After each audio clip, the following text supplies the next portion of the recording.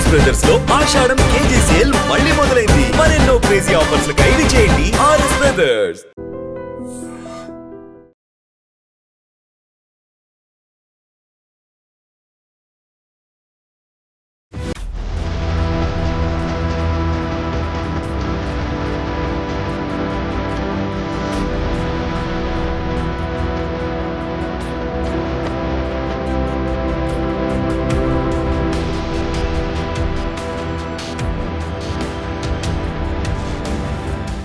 కుకట్పల్లిలో నిఖిత శ్రావణి వీళ్ళిద్దరి దంపతులు పాప పుట్టిన తర్వాత మరి ఏం జరిగిందో ఏంటో తెలియదు కానీ ఇద్దరి మధ్య మనస్పర్ధలు అందామా లేకపోతే అసలు 11 నెలల నుంచి బిడ్డ పుట్టిన నుంచి కూడా హస్బెండ్ అసలు కాంటాక్ట్లో లేరని చెప్పడం, ఆ తర్వాత ఆయన అసలు కనీసం బిడ్డను కూడా చూసాడా లేదా తెలియనటువంటి పరిస్థితి. ఈరోజు కుకట్పల్లి పిఎస్కి అంటే గత్యంతరం లేక తన బాధను చెప్పుకోవడానికి వచ్చినటువంటి పరిస్థితి. ఒకసారి మాట్లాడే ప్రయత్నం చేద్దాం. నిఖిత గారు, మీరేం జాబ్ చేస్తారు? మీ హస్బెండ్ ఏంటి? మీరు ఎన్నేళ్ల క్రితం మ్యారేజ్ చేసుకున్నారు? నా పేరు నిఖిత అండి. నేను ఐటీ ఎంప్లాయీని. అక్టోబర్ 2020లో మా పెళ్ళి అయిందండి. ఏప్రిల్ 2020లో మేము ఇల్లు తీసుకున్నాము. నాకు పాప ఆగస్ట్ 2024లో పుట్టిందండి. ఏమైంది అంటే గొడవలు ఏంటి మీ మధ్య? ఎందుకని పాప పుట్టిన తర్వాత అసలు మీతో టచ్లో లేనట్టుగా ఈరోజు వచ్చి మీరు వాళ్ళ ఇంటి దగ్గర ధర్నా చేయడం ఎందుకు? ఇదంతా ధర్నా లాంటిది ఏం చేయలేదండి. యాక్చువల్గా నేను నా ఇంట్లో ఉందామనే వచ్చాను. వచ్చేసరికి వేరే వాళ్ళు ఎవరో ఉన్నారు. డోర్ మామూలుగా బెల్ కొట్టాను, లాక్ చేసి ఉంది అని. ఎవరో వేరే అదర్ పర్సన్ వచ్చాడు అన్నట్టు. అతను మేము ఇల్లు అని అంటే అతను లేదండి ఇల్లు మేము తీసుకున్నాము అని అంటున్నాడు. లేదండి అట్లా ఏం లేదు అని నేను అన్నాను. అంటే లేదు ఈ ప్రాపర్టీ అమ్మేశారు, మేము ఈ ప్రాపర్టీ ఓన్ చేసుకున్నాము అని అన్నాడు అన్నట్టు. అయితే మరి నేను నా ప్రాపర్టీ నాది, నేను వైఫ్ని, ఆ ప్రాపర్టీలో హోల్డర్ని నేను. నా కన్సర్న్ లేకుండా ప్రాపర్టీ సేల్ చేయడం ఏంటి, అసలు ఏంటి అని అడిగాను. లేదు మేము ఈ ప్రాపర్టీ తీసుకున్నాము, ఆల్రెడీ రిజిస్ట్రేషన్ అయిపోయిందని వాళ్ళు అంటున్నారు. లేదు అట్లా ఎట్లా ఉంటుంది, వైఫ్కి లేకుండా, ఇప్పుడు హస్బెండ్ అండ్ వైఫ్ ఉంటే వైఫ్కి కూడా ఉండాలి కదా, నా లేకుండా అట్లా అమ్మరు కదా అని నేను అన్నాను అన్నట్టు. ఇంత గ్యాప్ ఎందుకు వచ్చింది అంటే కనీసం ఇన్ఫర్మేషన్ లేదా? ఇల్లు అమ్మడం అంటే ఎంత పెద్దది, మీరు డెలివరీకి పోయిన తర్వాత ఏం జరిగింది అంత? యాక్చువల్లీ నన్ను మా పేరెంట్స్ మామూలుగా కట్నం కింద ఇచ్చిన డబ్బులు అండి, ఇచ్చిన దాంతోనే ఇల్లు తీసుకున్నాము. ఇల్లు రెస్ట్ లోన్ పెట్టామన్నట్టు. లోన్లో కూడా నేను పార్ట్నర్, అంటే ఇద్దరం ఉన్నామన్నట్టు, కో అప్లికెంట్. అండ్ ఇల్లు కొన్నప్పుడు రిజిస్ట్రేషన్ చేసేటప్పుడు నా కన్సర్న్ లేకుండా, అంటే అక్కడికి వెళ్ళే వరకు కూడా నాకు తెలియదు ఆయన పేరు మీద చేసుకుంటాడని. తర్వాతకి మాట్లాడితే ఇద్దరి పేరు మీద చేస్తాము అని అన్నాడు. ఆయన నా పేరు మీద చేస్తా అని అన్నాడు, చేయలేదు. అండ్ నా గోల్డ్ కూడా ఆయన దగ్గరే ఉంది ఇప్పుడు. అయితే ఇంకా నన్ను కొంచెం ఇబ్బంది పెట్టడం, డబ్బుల కోసం అది ఇది చేశారు. ఈ లోపు నేను ప్రెగ్నెంట్ అయ్యాక డెలివరీకి మా ఇంటికి వెళ్ళాను అన్నట్టు. వెళ్ళాక నాతోని కొంచెం ఇబ్బంది పెట్టడం అది ఇది చేస్తే నేను మనీ ఇవ్వడం ఆపేశాను అన్నట్టు. అప్పటి వరకు ఇల్లు ఈఎంఐ లోన్ అవి నేను కొట్టేవాడిని అన్నట్టు. ఆయన పేరు మీద ఉన్నా కూడా నేను ఇచ్చేదాన్ని మనీ, నా అకౌంట్ నుంచి ఆయన అకౌంట్కి. ఆయన ఇంకా నన్ను ఇబ్బంది పెట్టడం స్టార్ట్ చేశాక నేను ఆపాను అన్నట్టు. ఆపితే సో ఈ 1 year అవుతుంది. అయితే పాప పుట్టాక 21st రోజు గొడవ పెట్టుకొని వెళ్ళారన్నట్టు. వెళ్ళి మళ్ళీ మధ్యలో వాళ్ళు మాట్లాడి అట్లా చేస్తే, పాపకు 9 months ఉన్నప్పుడు మాట్లాడితే తీసుకెళ్తాము, తనకి ఇచ్చేస్తాము అని అన్నారు. అని ఇప్పుడు ఈ ప్రాపర్టీ నేను కొన్నానని క్లెయిమ్ చేస్తున్న అబ్బాయి ఉన్నాడు కదా, తను కూడా ఆ రోజు వచ్చాడు, మా ఆయన తరపు పెద్ద మనిషిలాగా. వాళ్ళంతా వచ్చి తనకి తెలుసు ఇష్యూ అంతా తెలిసి కూడా, ఇప్పుడు నేను నా ఇంటికి ఇంకా తను నా ఇల్లుకి నేను రావాలి కదా అనేసి నేను వచ్చాక, లేదు ఆ ప్రాపర్టీ మేము కొన్నామని వాళ్ళు అంటున్నారు అన్నట్టు. అంటే ఇష్యూ అంతా తెలుసు, సంథింగ్ ఉంది వీళ్ళిద్దరి మధ్యలో అవుతుందని అంతా నీకు తెలిసే తీసుకున్నాడు అని క్లెయిమ్ చేస్తున్నాడు. అది ఎంతవరకు కరెక్ట్ అని మనకు తెలీదు. సో ఇప్పుడు అది వాళ్ళు అట్లా చేస్తారు అంటే, మీకు ఇష్యూ తెలుసు, మీకు తెలీదు, బయట సమ్ అదర్ పార్టీస్ అని కూడా కాదు, మీకు అంతా తెలిసి కూడా తీసుకున్నారు. ఇప్పుడు నేను రిజిస్ట్రేషన్ చేసుకున్నాను, మీ ప్రాపర్టీ అది కాదు అని అంటే అది ఎట్లా కరెక్ట్ అవుతుంది? వైఫ్ని నేను ఉన్నాను, మీరు హస్బెండ్ చేశాడు అంటున్నాడు, వైఫ్ని నన్ను కూడా అడగాలి కదా, ఇట్లా ప్రాపర్టీ తీసుకుంటున్నాం మీకు తెలియదు అన్నట్టు కాదు కదా, మీరు మధ్యలో ఉన్న వాళ్ళు అన్నీ తెలుసు, ఇది చీటింగ్ కిందికి వస్తుంది, న్యాయం జరుగుతుందని పోలీస్ స్టేషన్కి వచ్చామండి. అంటే ఎప్పటి నుంచి టచ్లో లేరు మీ హస్బెండ్ మీతో? యాక్చువల్లీ 2 months బ్యాక్ మళ్ళీ నన్ను వెళ్ళాక అక్కడ కొట్టారు అన్నట్టు. గొడవ ఏంటి? వాళ్ళకి మనీ కావాలి, మనీ కావాలని హెరాస్ చేస్తున్నారు. ఎప్పటి నుంచి? 2020లో అయింది మీ మ్యారేజ్, అప్పటి నుంచి కూడా ఇదేనా? అంటే డౌరీకి మనీ ఇచ్చారు, తర్వాతకి ఇంకా హెరాస్ చేయడం, ఇంకా ఎక్కువ కావాలి ఇంకా ఎక్కువ కావాలని వాళ్ళకి ఆశ. ఇంకా ఈ పాప నేను ప్రెగ్నెంట్ అయ్యి పాప పుట్టినప్పటి నుంచి ఇంకా ఎక్కువ అయిపోయింది అన్నట్టు. అది ఎంత కావాలంట? అది ఇంకా మనకు ఇంకా ఆశ ఉన్న వాళ్ళకి ఎంత అనేది మనం చెప్పలేము, వాళ్ళకి కావాలనే ఉంటుంది. ఇప్పుడు ఎట్లా అనంటే మా ఇష్టం అన్నట్టు. అంటే ఇప్పుడు మా పేరెంట్స్, మా నాన్న ల్యాండ్ అమ్మి 5 ఎకరాల భూమి అమ్మి నాకు కట్నం ఇచ్చాడండి. ఇప్పుడు అది ఎంత వాళ్ళ కష్టార్జితం. అది నా కూతురు బాగుండాలి, నా అల్లుడు మంచిగా కలిసి ఉండాలి, ఫ్యామిలీగా బాగుండాలి అని ఇచ్చారు. కానీ వాళ్ళు ఎట్లా అంటే ఇంకా ఎక్కువ కావాలన్నట్టుగా ఎక్స్పెక్ట్ చేస్తున్నారు. కొట్టారా ఎప్పుడైనా? ఎవరెవరు ఉంటారు, ఎవరెవరు కలిసి ఉంటారు? మా అత్తయ్య, మా మా మా మా హస్బెండ్, మా అత్తయ్య, మీరు అంతే ముగ్గురే? మా ఆడపడుచు వాళ్ళ భర్త, వాళ్ళు కూడా వస్తూ వెళ్తుంటారు. ఓకే, మీరు ఉండేది ముగ్గురే. మీ అత్త ఎలా ఉండేది? మా అత్తయ్య ఇబ్బంది పెడుతూ ఉండేదండి. ఇద్దరు మాటలతోనా? మాటలు, కొట్టడం కూడా. కొట్టడం కూడా? ఓకే, ఫిజికల్ అబ్యూస్ ఉంది. మరి అమ్మ నాన్నకు చెప్పిండ్రా మీరు? అవునండి, గొడవ అయితేనే మళ్ళీ తీసుకెళ్లారు. అట్లా చాలాసార్లు ఇష్యూ అయింది. పోనీలే అడ్జస్ట్ మారతారేమో అనుకున్నాను, కానీ వాళ్ళ సైడ్ నుంచి అది లేదు. ఇప్పుడు ఎట్లా అనంటే కనీసం నాకు తెలియకుండా నా ప్రాపర్టీ నాకు తెలియకుండానే ఇంకోళ్ళ చేతికి వెళ్ళింది. ఇది అసలు మరి యాక్సెప్ట్ చేయలేంది. ఫస్ట్ ఇష్యూస్ ఉంటాయి కావచ్చండి, ఇష్యూస్ ఉంటే పోతుంటే సార్ట్ అవుట్ అర్థం చేసుకుంటారు అనుకుంటారు. కానీ ఇలా చీటింగ్ చేస్తానైతే ఎవరు ఊరుకోరు కదండి. నాకు ఒక పాప ఉంది, మనం ఒక ఫ్యామిలీలా ఉందాం అనుకున్నాం, కానీ ఆ ఫ్యామిలీలా ఉండే అది నీకు లేదు అని అంటే ఇంకా మనం ఏం చేయలేం కదా. కాదు, పాప పుట్టిన తర్వాత కూడా సెంటిమెంట్ లేదా? ఆ ఫాదర్ సెంటిమెంట్ లేదా? చూడాలను, మాట్లాడాలను, అదేం లేదా? అది ఆయనకే తెలియాలండి. ఎప్పుడు కూడా ప్రయత్నం చేయలేదు? లేదండి, కనీసం కాల్ చేయలేదు. సరే ఇష్యూస్ అయినాయి, కనీసం నా మీద లేకున్నా పాప కోసమైనా కాల్ చేస్తారు ఎవరైనా, అది కూడా లేదండి. సో ఇక్కడికి వస్తే గానీ మీకు తెలియదు ప్రాపర్టీ అమ్మేశారు అని? తెలీదండి. ఆడికి వచ్చినాక అబ్బాయి అంటే తెలిసిన, అది కూడా కన్ఫర్మా కాదని ఇప్పుడు వాళ్ళని రమ్మని చెప్పాము. మీ హస్బెండ్ ఎక్కడ ఇప్పుడు? ఎక్కడ ఉంటుండే ఆయన? ఆయన ఇప్పుడు ఎక్కడ ఉంటున్నాడని తెలీదు. ఇప్పుడు సార్ పిలుస్తామని అన్నారు. మీ జాబ్ కూడా ఇక్కడే కదా, మీరు ఎక్కడ ఉంటున్నారు ఇప్పుడు? నాది వర్క్ ఫ్రమ్ హోమే అండి. సో అమ్మ నాన్న దగ్గర ఆఫీస్ ఉంటుంది కదా అనేసి నేను వచ్చాను. వచ్చేసరికి ఈ విషయం తెలిసింది. ఇప్పుడు అంటే అమ్మ నాన్న వరంగల్లో ఉంటారు, మీరు ఇప్పుడు అక్కడే ఉండి చేస్తున్నారా వర్క్? మీరు ఏం కోరుకుంటున్నారు? ఏం లేదండి, మా ప్రాపర్టీ మాకు కావాలి. హస్బెండ్ తోని ఇష్యూ అంటే డైవోర్సా? లేదండి, డైవోర్స్ అని కాదు, ఎవరైనా కలిసి ఉండాలి, ఫ్యామిలీలా ఉండాలి అని అనుకుంటాం. నేను, హస్బెండ్, పాప ఎవరికైనా కలిసి ఉండాలని ఉంటుంది. కానీ మా ప్రాపర్టీ మాకు కావాలి. నన్ను ఈ చీటింగ్ ఇలాంటివి నేను సహించలేనండి. సో పిఎస్కి వచ్చిండ్రు కాబట్టి న్యాయం జరుగుతుంది అనుకుంటున్నారా? గతంలో అంత హెరాస్ చేసినప్పుడు ఎందుకని మీరు పిఎస్కి రాలేదు? అంటే ఇంకా మారుతారు, ఇప్పుడు మధ్యలో ఉన్న వాళ్ళు మారుతారేమో, ఎందుకంటే మనం కూడా అవతల వాళ్ళకి ఒక ఛాన్స్ ఇవ్వాలి కదా. పాప పుట్టినాకనన్నా మారుతాడేమో అనుకున్నాను, కానీ అది ఇంకా పెరిగింది కానీ తగ్గట్లేదు. ఎన్ని మంత్స్ అండి? 11 months. ఆల్మోస్ట్ ఇంకా 1 month అయితే ఇక 1 year అవుతుంది. సో ఇది ఒక్కసారి చూడండి, ఇక్కడ ఒక్కసారి చూడండి. తినే పాప ఏం పేరు పెట్టారమ్మా? పేరేం లేదు, ఇంకా పెట్టలేదు. ఇదే సరిపోతుందా మీకు? మా అమ్మ నాన్న ఇద్దరు అనుకొని పెట్టాలి కదా అన్నట్టుగా అట్లా ఉన్నది, కానీ ఏది లేదు. 11 నెలలు అవుతుంది కదా పాప పుట్టి, ఇంత ముద్దుగున్నది. ఎప్పుడైనా అల్లుడు మాట్లాడటము చేయడము ఏం లేదు. అసలు పాప అనేదే లేదు. ఇక ఆయన బిడ్డ మీద వెళ్ళింది, మా బిడ్డ మీదే ఉంటుంది. మేము ఎన్ని రోజులు కూడా మారతాడేమో, ఒక బిడ్డ పుట్టినాక మారతాడేమో అనుకున్నాం, కానీ భార్య మీద లేదు, బిడ్డ మీద లేదు. ఎట్లా అంటే కొడుతుండే అని చెప్తున్నారు కదా, ఎందుకని మీ బిడ్డ ఉన్నది మాకు ఎన్ని రోజులు సరిగా చెప్పలేదు. అది ఎందుకంటే అమ్మ నాన్న బాధపడతారు అనుకున్నదో, పరుగు పోతుంది అనుకున్నదో, ఎట్లా అనుకున్నదో మాకు సరిగా ఎప్పుడు చెప్పలేదు. ఒకరోజైతే రాకపోవడానికి రానియకుండా కొట్టిండు. మా బాబు ఎందుకు వచ్చేసరికి చెయ్యికి మొత్తం ఇట్లా నల్లగా కమిలి ఉన్నదట. అక్క ఏందిరా అమ్మ నాన్నకు చెప్పొచ్చు కదరా అంటే, వద్దులేరా వాళ్ళు బాధపడతారు అన్నదట. వాడు అప్పుడే మా కొడుకు అన్నాడట, లాస్ట్కు నిన్నే వెదవని చెప్తాడు, అది చెప్తాడు, నువ్వు ఎట్లా దాస్తానవరా అంటే, వాళ్ళు బాధపడతారు నాన్న అని చెప్పిందట. కానీ మాకు ఇంత దుర్మార్గుడు ఇట్లా చేస్తాడని మాకు అర్థం కాలే.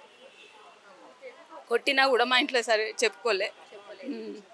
మీకు ఎప్పుడు తెలిసింది ఇంత గొడవ ఉంది ఇంత 5వ నెల కానిపోయింది. 5వ నెల మేము తీసుకొని 5వ నెల ఇక తీసుకొస్తాం, అది ఏంటి శ్రీమంతం చేద్దామని అనుకున్నాం. అనుకొని తీసుకుపోయి టిఫా స్కాన్ చేయిస్తే అమ్మాయికి కొంచెం బ్లడ్ క్లాట్స్ ఉన్నాయి, అబార్షన్ అయ్యే ఛాన్స్ ఉన్నది, అది ఇదని అన్నారు. అన్నాక మేము ఇప్పుడు పాపను మళ్ళీ పంపలేం కదా. లేదు నా ఇంటికాంచి మంచిగా ఉన్నది, మీ ఇంటికి వచ్చి ఖరాబ్ అయిందంటే నేను తల్లిని, నా బిడ్డని నేను అట్లా ఎట్లుంటుంది, ఏంది అట్లా ఎందుకు మాట్లాడుతున్నావు అది ఇది అని అంటే లొల్లి పెట్టిండు పోయిండు. పోయినాక మళ్ళీ నెల తర్వాత నేను హాస్పిటల్ తీసుకుపోతా అంటే అమ్మ హాస్పిటల్ తీసుకుపోతానంటే పోనీలే అమ్మ భర్తే కదా పోతే చూపిస్తాడు, ఆయనకు నచ్చిన కాడ చూపిస్తే డౌట్ క్లియర్ అవుతుంది అని పోయిండు. వరంగల్లో హన్మకొండలో కీర్తి డాక్టర్, ఆ డాక్టర్ దగ్గర తీసుకొని పోయినాక కార్లోనే గొడవ పెట్టిండట, కొట్టిండట, ఇంటికి ఏడ్చుకుంటూ వచ్చింది. 7 months ఉన్నప్పుడు ఏడ్చుకుంటూ వచ్చింది. ఏడ్చుకుంటే ఏంది నాన్న అంటే అమ్మ ఫస్ట్ నేను సేఫ్గా డెలివరీ కావాలి, డెలివరీ అయినాక నేను చెప్తా అన్నది. అప్పటి వరకు కూడా చెప్పలేదు మాకు, డెలివరీ అయ్యే వరకు కూడా చెప్పలేదు. వాళ్ళ అత్త ఒకరోజు కాల్ చేసి నా కొడుకుతో ఎందుకు మాట్లాడతలేవు అంటే నీ కొడుకు నన్ను ఏ మాట అన్నాడు, నా గురించి నా క్యారెక్టర్ గురించి తప్పుగా మాట్లాడిండు అని ఇవన్నది. అప్పుడు అన్నప్పుడు మేము విన్నాం, మేము బాధపడతామేమో అని చెప్పలే, అసలు ప్రతిదీ దాచింది. ఎందుకు తన దాసుడే తన జీవితం ఇక్కడ దాకా వచ్చినట్టున్నది. అయితే డెలివరీకి కూడా మేము భర్త తండ్రి అంటోని చెప్పాలి కదా అని చెప్పినాం. డెలివరీ టైంకు ముందు రోజు అడ్మిట్ అవుతానమంటే ఆ రోజు రాలే, తెల్లవారు వచ్చిండు. తెల్లవారు అంటే నా బిడ్డకు కాన్పుకు నేను సంతకం పెట్టకపోతే ఎవరు పెడతారు, నువ్వు భర్త వస్తే భర్తతో పెట్టిస్తాం. హాస్పిటల్ అది ఎమర్జెన్సీ సిజేరియన్ చేయించుడు, నేను సంతకం పెట్టకపోతే ఎవరు పెడతారు, పెట్టినాం. మీ అమ్మ ఎట్లా సంతకం పెడతాను, అది గొడవ. హాస్పిటల్ అసలు ఈ అమ్మాయికి బ్రీతింగ్ ప్రాబ్లం వచ్చి ఆక్సిజన్ పెట్టిళ్ళు, ఓ పక్క నెంబులైజర్ ఓ పక్క ఆక్సిజన్. డెలివరీ అయిన అమ్మాయికి ఆక్సిజన్ పెట్టిన వాళ్ళని నేను ఇంతవరకు అయితే నేను చూడలేదు.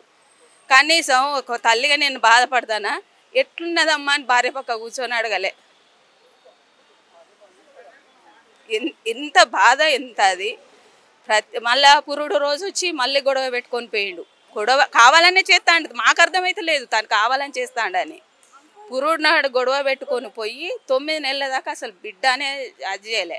ఇక పెద్ద మనుషులు వాళ్ళు మేము కూడా ఎక్కువ రోజులు ఇంట్లో ఉంచుకోలేం కానీ పెద్ద మనుషులు వీళ్ళు మాట్లాడి ఇక వాళ్ళు అదే పెద్ద మనుషులని అడిగితే సరే మాట్లాడదాం పంపిద్దాం ఎన్ని రోజులు ఉంచుకుంటాం అంటే ఆ పెద్ద మనుషులు అన్నారు కదా, సరే ఇక మీరు ఇవన్నీ గతం అంతా పక్కకు పెట్టేయండి, ఈ 3 నెలలు మీరు ఇద్దరు భార్యాభర్తలు ఇద్దరు కూర్చొని ప్రతి షేర్ చేసుకోండి, తనేం చేసేది నీకు చెప్తుంది, నువ్వేం చేసేది తనకు చెప్పు, 3 నెలల తర్వాత నా దగ్గర రాలి.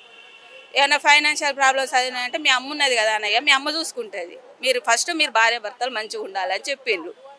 చెప్పినాక ఒకరోజు వాళ్ళ సొంతూరులో ఉంచి తర్వాత రోజు మీరు హైదరాబాద్ వెళ్ళిపోవాలి, మీరు 3 నెలలు ఉండాలి, మీ అమ్మని తీసుకొని పో, అమ్మ నీ చిన్నపిల్ల కదా ఇబ్బంది అవుతుంది అని నన్ను ఎక్కడ తీసుకొని వస్తుందేమో, నా కొమ్మాల వాళ్ళ ఊరి పేరు కొమ్మాల, ఆడ 20 రోజుల పైనే ఉంచి కథం కొట్టినాక అమ్మాయిగా నన్ను కొట్టి చంపేటట్టున్నాడు అని మా తమ్ముడికి ఫోన్ చేసింది. మా తమ్ముడికి ఫోన్ చేసి పెద్ద మనిషి అంటే ఆయనకు చేసింది. ఫస్ట్ చేస్తే ఆయన అన్నట్టుగా మీ అమ్మ నాన్నని రమ్మని నువ్వు వెళ్ళిపో అమ్మ అని ఆయన అన్నట.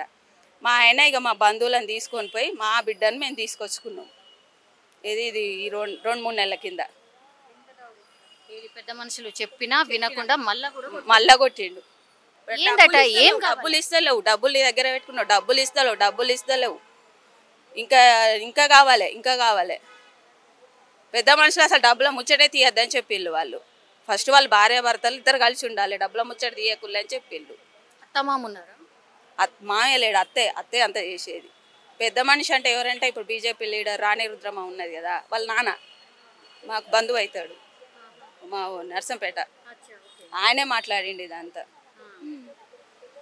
ఆయన చెప్పిండు మీరు మంచిగా ఉండండి రా, పోయి హైదరాబాద్ నీకేమన్నా ప్రాబ్లం అయితే రానక్క ఉన్నది కదా, రానక్కకు ఫోన్ చేయి, రానక్క చూసుకుంటుంది అంతా అని చెప్పిండు. ఏ చేయాలో చేస్తారు వాళ్ళు, డబ్బు తప్ప భార్య వద్దు బిడ్డ వద్దు ఏదొద్దు. ఇప్పుడు పోయేసరికి మీరే కదా మీ కట్నం డబ్బులతోనే ఇల్లు కొన్నారు, ఎవరో వేరే వాళ్ళు ఉంటున్నారట కదా? వేరే వాళ్ళు అసలు లోపల గేటు లాక్ చేసుకున్నాడు, పసిబిడ్డ తల్లి వచ్చింది, కనీసం వచ్చి ఆడ లోపల ఉంటుంది.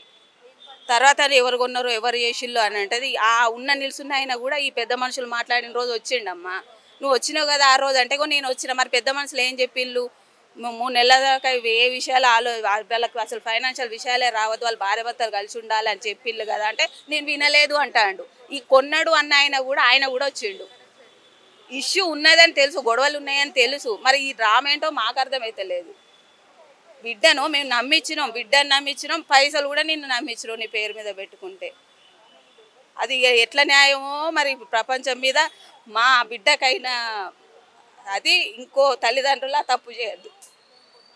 ఏదన్నా ఉంటే బిడ్డకే ఇచ్చుకోవాలి కానీ అల్లుని నమ్మి వాడి చేతిలో పెట్టద్దు. ఇప్పుడు అమ్మాయి మంచిగా జాబ్ చేసింది, అంత ఎంక్వైరీ చేసిర్రామా మీ అల్లుడు ఎట్లాంటోడు ఏంటి అని? మంచోడే అంటారు. మంచోడు ఎట్లా అవుతాడు? భార్యని హింస పెట్టే కాడ మంచోడు ఎట్లా అవుతాడు? మంచోడనే ఇచ్చినాం మేము కూడా. సంతూరులో ఎక్కువ రోజులు ఉండలేదు. గుణం అన్నది ఎట్లా, మన ఇంట్లో కొడుకు ఎట్లుంటాడో మనకు తెలియదు. మంచోడే అని అంటారు. మేము కూడా మంచోడే అనుకున్నాం. మా అమ్మాయి ఇబ్బంది పడుతుందని మేము కూడా అనుకోలేదు. పండుగలకు కూడా తోలకపోయేది, అసలు పంపించంటే అసలు పండుగలకు కూడా పంపించకపోయేది. అన్నిటినీ దిగమింగుకుని లేదమ్మా నాకు లీవ్ లేదు, నేను ఇక్కడే ఉంటాను, నాకు లీవ్ లేదు అట్లా చెప్పింది. మేము అదే నిజం కదా అనుకుంటాం. సరే బిడ్డ నీకు వీలైనప్పుడు రా. ఆయన పెద్ద మనుషుల కాడ ఏం చెప్తాడు, మేము పండుగలకు తోలేదంటే ఇగో తనే రానన్నది. పుట్టింటికి రాననే ఆడబిడ్డ ఎవరన్నా ఉంటారా చెప్పు? బతుకమ్మ పండుగ నాడు ఎంత ఏడ్చిందో నేను, నాకు తెలుసు. నాకు ఒక్క బిడ్డ బంగారం చేయించి పెడితే బంగారం కూడా మేము వేసుకోగా చూడలే.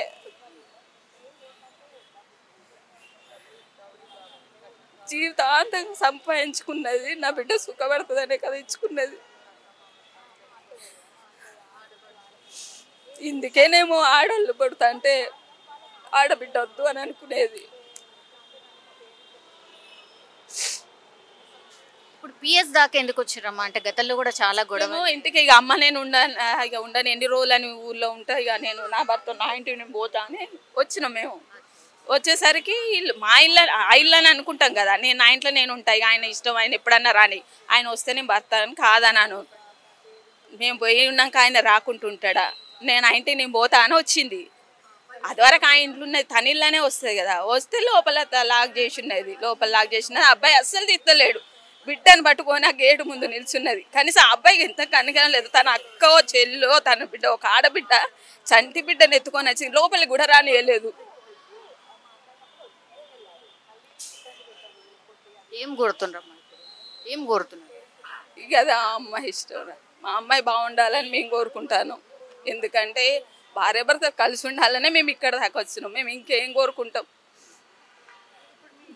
అల్లుడిని పిలిపించే ప్రయత్నం ఏమైనా జరుగుతుంది? ఇప్పుడు ఎస్ఐ గారు రమ్మని అన్నారట 2 గంటలకు. అయితే ఫోన్ చేస్తే అంటాడట ఆమెకు నాకు సంవత్సరంన్నర నుంచి కాంటాక్టే లేదు. మరి మాట్లాడిన పెద్ద మనుషులే తప్ప వాళ్ళ మరి ఎవరు అసలు ఏంటిది వాళ్ళు చెప్తారు కదా. గొడవ చేసుడు కూడా తను ఏదో మనసులో పెట్టుకునే చేస్తాడు. మాకు అర్థమైతే లేదు. నీ కడుపులో ఇంత కుట్ర ఉన్నది ఏందో అని మాకు అర్థమైతే లేదు. భగవంతుడే ఎట్లేం చేస్తాడో దాని జీవితానికి. తిన్నవా? ఏమో సార్, ఇంత చిన్న పిల్లల్ని కూడా కాదనుకొని ఎట్లుంటారో ఏమో సార్. జంతువులకు వాళ్ళకు వాడికి ఎక్కువ ఉంటుంది. ఇంకా ఏమో సార్ ఘోరం.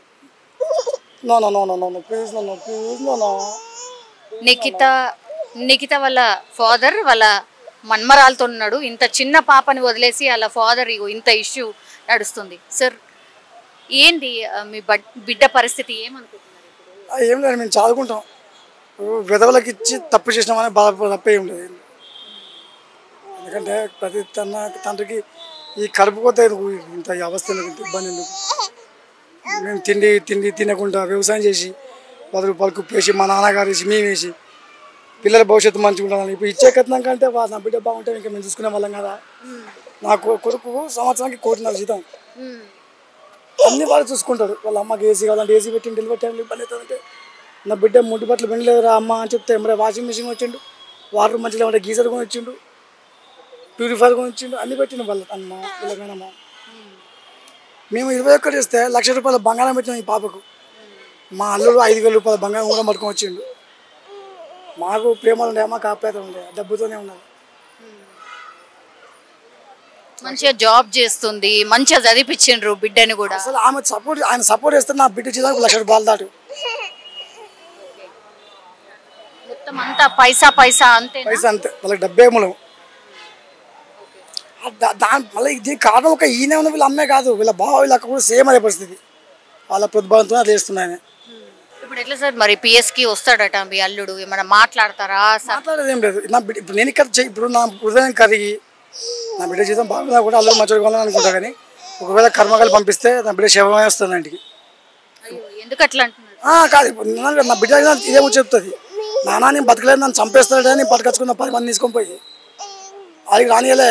ఈమె గుంజుకున్నారు, ఆమె మొత్తం కట్టేసి ప్రయత్నం చెప్తేనే అటు చెల్లా చేతి నెట్టేసి పట్టుకొచ్చుకున్నాం మేము. కనీసం నా కళ్ళం కూడా ఉంటుంది నా బిడ్డ, నేను బతికినంత కాలం నాకంటే ముందు పోయి నేను బతికిన లాభం అని చెప్పి బలవంతంగా లాక్కొచ్చుకున్నా. చదువుకుంటా ఈమె పెళ్లి చేస్తా, నా బిడ్డ మంచి దర్శనం లెక్క తీసుకుంటా. సో ఇది పరిస్థితి. యాక్చువల్లీ కూకట్పల్లి పరిధిలో ఈరోజు జరిగినటువంటి ఘటన. యాక్చువల్లీ అలా ఫ్యామిలీ అందరూ కూడా ఇగో ఇక్కడ చూడొచ్చు, ఏమీ లేదు, ఓన్లీ డబ్బు మాత్రమే కావాలి, వేరేది ఇంకోటి ఏమీ లేదు. ఇక్కడికైతే పిఎస్కి అయితే ఇప్పుడు అతను శ్రవణ్ అనే వ్యక్తి రాబోతున్నాడు అన్నటువంటి మాట చెప్తున్నారు. అతను వచ్చిన తర్వాత ఏం మాట్లాడతాడు ఏంది అనేది తెలియదు, కానీ అలా ఫ్యామిలీ మాత్రం పాపం ఇక్కడ వెయిట్ చేస్తున్న పరిస్థితి అయితే కనిపిస్తోంది. చూడాలి మరి వాళ్ళ హస్బెండ్ వచ్చిన తర్వాత ఏం మాట్లాడతారు ఏంటి అనేది చూడాలి. నిజంగా ప్రస్తుతం ఉన్నటువంటి సమాజం దేనికి ప్రయారిటీ ఇస్తుంది? ఆర్థిక సంబంధాల చుట్టూ మాత్రమే తిరుగుతుంది. మళ్ళీ ఎన్నికలంగానే చాలా విరక్తి కలుగుతున్నాం. మంచి అనిపిస్తుంది కదా, లేడీస్ కూడా ఛాలెంజింగ్ జాబ్స్ చేసినప్పుడు చాలా బాగుంటది. ఫుడ్ డెలివరీ ఇవ్వటానికి వెళ్ళినటువంటి డెలివరీ బాయ్ అనిల్ పై కళ్ళ ముందు